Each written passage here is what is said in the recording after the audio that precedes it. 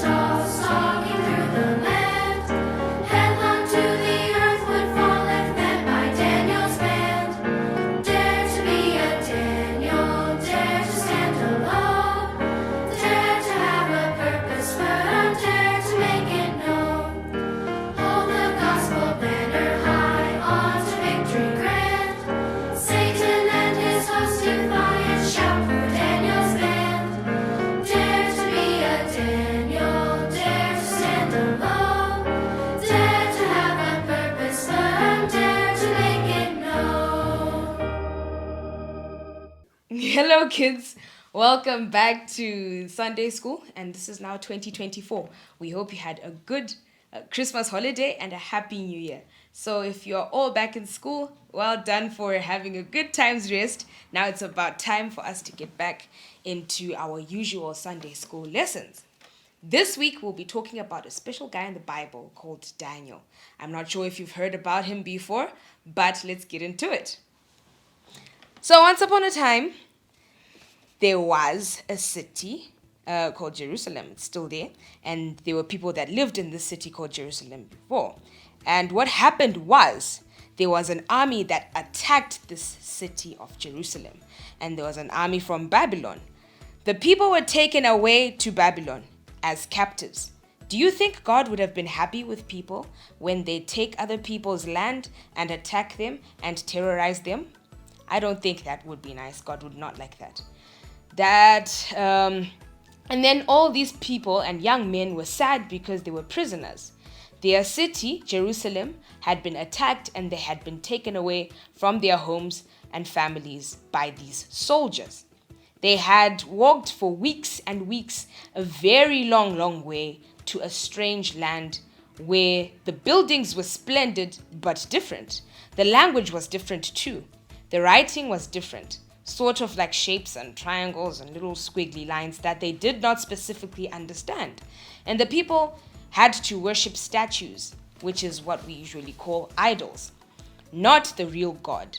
And as we have seen before in the Ten Commandments, God says that do not worship any idols. So these people from Jerusalem did not like this specific rule that they were forced to obey. Everyone was afraid of the king, who often says, "Off with his head," if anyone did what the king did not like. So now Tatenda is about to tell us this story. Hello, kids. I trust you're all well and you're having a wonderful time. So, as you can tell from what Rubzi just read to you, it was such a tough time for these three Hebrew boys, specifically Daniel and his three friends. The challenge was that now that they were no longer in their comfort zone with their families, they were taken to a new place, totally brand new, and they didn't know anything.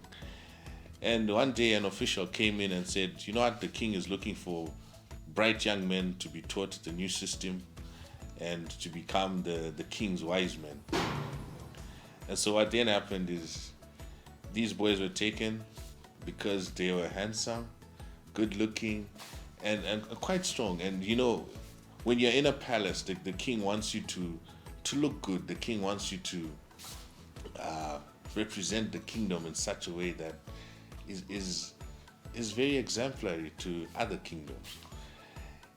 However, when Daniel and his friends were being told and taught all this new stuff, they pretty much didn't quite enjoy it, especially the part where they're told you're going to eat the king's food, and the king's food was full of all these rich and healthy things. And Daniel and his friends said, can at least we eat just vegetables and water? And the guy thought, whatever, man, you can do that. And so yeah, they decided to go on with their vegetable and water. That then became popularly known as the Daniel fast. But then after a few years, they noticed a difference. These boys were stronger, they were even more handsome, and they were glowing. And they wondered, what is really going on with these three young men? And they discovered that they were not even 10 times smarter, 10 times good looking, 10 times better than all the other people that had been selected to be part of the king's entourage, as it were.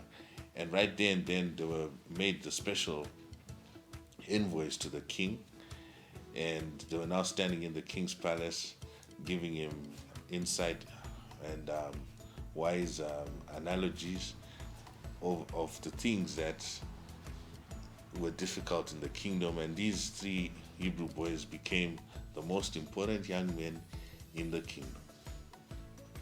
Yes. All right. And today's memory verse is coming from Daniel 6, verse 26.